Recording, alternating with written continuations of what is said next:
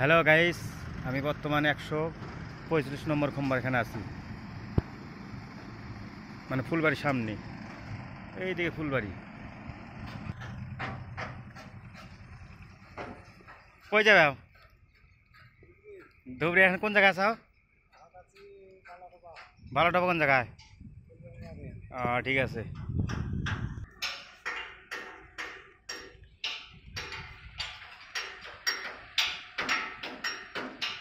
Phulbari bridge দেখতে নিয়ে আসছিলাম আজকে বাড়ি থেকে। ভালো। 25 নম্বর এখানে।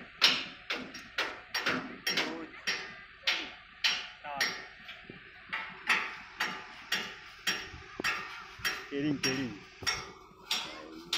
জায়গা গো, এটা তো ভিড় কবে হ্যাঁ।